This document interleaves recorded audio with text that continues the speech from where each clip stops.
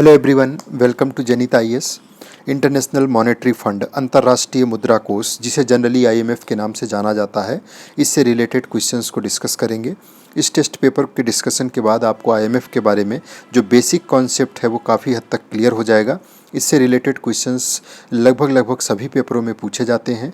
3 अंतर्राष्ट्रीय वित्तीय संगठन हैं जो आपके लिए बहुत इंपॉर्टेंट है, एक वर्ल्ड बैंक, एक आईएमएफ और तीसरा डब्ल्यूटीओ। यहाँ से रिलेटेड 3 से 4 क्वेश्चंस लगभग प्रीलिम्स के पेपर में मिलते ही मिलते हैं, चाहे वो स्टेट पीसीएस का हो, चाहे यूपीएससी का हो, या अदर कोई भी कॉम्पिटिटिव एग्जाम है जहाँ जीएस आपसे पूछा जा रहा है। तो आइए डिस्कस करते हैं इससे रिलेटेड इन क्वेश्चंस को। पहला प्रश्न है कि निम्न कथनों पर विचार कीजिए। आईएमएफ की विशेष मुद्रा एसडीआर है, स्पेशल ड्राइंग राइट्स। बिल्कुल सही है, विशेष आहरण अधिकार। आईएमएफ ने एक अपनी मुद्रा बना रखी है अपने सदस्य देशों के बीच में लेन देन के लिए। वैसे इसके नोट और सिक्के नहीं जारी किए जाते हैं, चलन की कोई मुद्रा नहीं है, लेकिन सदस्य देशों के बीच में ट्रांजैक्शन के लिए एसडीआर का प्रयोग किया जाता है। एसडीआर जो है बास्केट ऑफ करेंसी का एवरेज होता है। बास्केट ऑफ करेंसी के अंदर 5 मुद्राएं शामिल हैं, यूरो है, डॉलर है, येन है, पाउंड है और उसके अलावा चाइना का लेटेस्ट शामिल हुआ युआन है। ये 5 मुद्राएं हैं जिनके एवरेज के आधार पे एसडीआर के मूल्य का आकलन किया जाता है और सदस्य देशों के बीच में इनको ट्रांजैक्शन के लिए यूज किया जाता है। अंतर्राष्ट्रीय व्यापार और वित्त के लिए कुछ देशों की मुद्रा का इस्तेमाल किया जाता है जिसे एसडीआर कहते हैं। बिल्कुल सही है, दोनों सही हैं और आपका स्टेटमेंट क्या हो जाएगा, बी। अगर आपसे एसडीआर पूछा जाए एसडीआर क्या है, तो सेकेंड वाले पॉइंट को आप बोल सकते हैं कि अंतर्राष्ट्रीय व्यापार और वित्त के लिए कुछ देशों की मुद्रा का इस्तेमाल आईएमएफ के द्वारा किया जाता है जिसे एसडीआर कहते हैं। आईएमएफ के अगर उद्देश्य की बात करें तो आईएमएफ की स्थापना इस उद्देश्य से हुई थी कि अंतर्राष्ट्रीय वित्तीय स्थिरता को सुनिश्चित करना इसका मेन काम था। इसके अलावा वैश्विक मौद्रिक सहयोग को बढ़ावा देना। बाद में इसने अपने उद्देश्यों का विस्तार किया और उसमें इसने गरीबी को, दुनिया भर में गरीबी को कम करने के लिए भी काम करना शुरू कर दिया। अंतर्राष्ट्रीय व्यापार और सतत आर्थिक विकास को प्रोत्साहन देना भी इसके उद्देश्यों में शामिल हो गया। तो ये सारे के सारे उद्देश्य आईएमएफ के कॉम्प्रिहेंसिव उद्देश्यों में शामिल हैं। आंसर आपका क्या हो जाएगा, डी। नेक्स्ट क्वेश्चन है कि निम्न में से किसे landing of the last resort की संज्ञा दी जाती है, तो ये अंतर्राष्ट्रीय मुद्रा कोष ही है। इसे ऋण की अंतिम खिड़की के रूप में भी जाना जाता है। दुनिया में किसी भी देश के सामने अगर आर्थिक संकट आता है, इकोनॉमिक क्राइसिस आता है, बीओपी क्राइसिस आता है, या फिर उस देश के विदेशी मुद्रा भंडार में कमी आती है, तो उसे ऋण देने के लिए अंतिम ऋणदाता के रूप में आईएमएफ काम करता है। आईएमएफ का पूर्व नाम आईबीआरडी था, जी नहीं, आईएमएफ का नाम आईएमएफ ही था, इसके नाम में कोई बदलाव नहीं हुआ है। आईबीआरडी वर्ल्ड बैंक को कहा जाता है, इंटरनेशनल ये bank for reconstruction and development. जो द्वितीय विश्व युद्ध में क्षति हुई थी, उस क्षति के लिए रिकंस्ट्रक्शन और विकास के कार्यों को संपन्न करने के लिए वर्ल्ड बैंक की स्थापना हुई थी। शुरू में इसे आईबीआरडी के नाम से जाना गया, बाद में और इसके कई बॉडीज बन गई जिन्हें वर्ल्ड बैंक ग्रुप के नाम से जाना जाने लगा।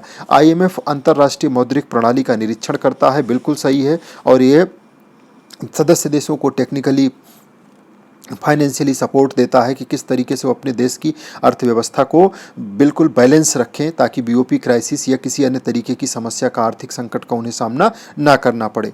एसडीआर में शामिल मुद्राओं के संदर्भ में निम्न पर विचार कीजिए। देखिए, यूरो शामिल है, येन शामिल है, पाउंड है और डॉलर है। उसके अलावा चाइना का युआन शामिल है। यूरोपीय यूनियन का यूरो हो गया, जापान का येन हो गया, पाउंड जो है ब्रिटेन का और डॉलर अमेरिका का। उसके अलावा चाइना की मुद्रा युआन भी इसमें शामिल है। ये 5 मुद्राओं के एवरेज के जरिए एसडीआर के मूल्य का आकलन किया जाता है।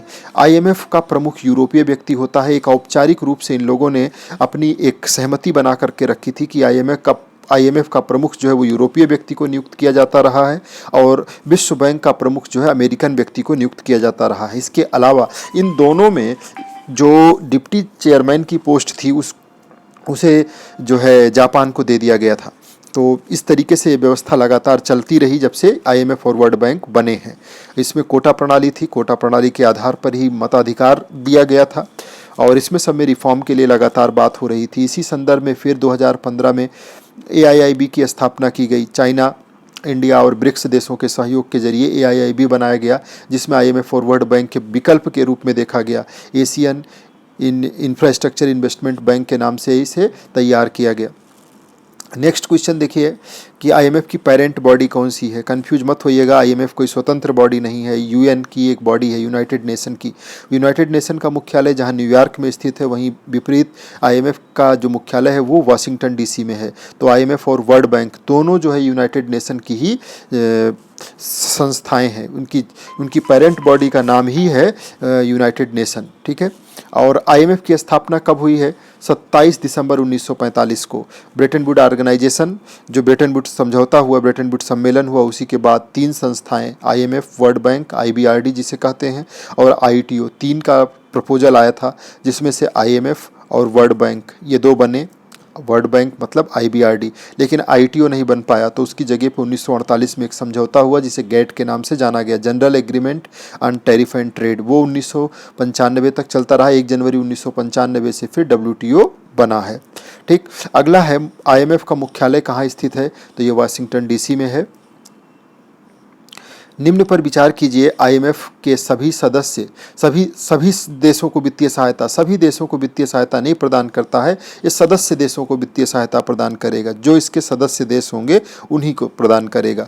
आईएमएफ कोटा प्रणाली ऋण हेतु धन के सृजन के लिए बनाई गई थी। बिल्कुल सही है। यहाँ पर लोग अपना कंट्रीब्यूशन करते थे देश, और उसी कंट्रीब्यूशन के आधार पर जो पैसा कलेक्ट होता था उसी पैसे से आईएमएफ सदस्य देशों को ऋण की सुविधा प्रदान करता था या सहायता देता था।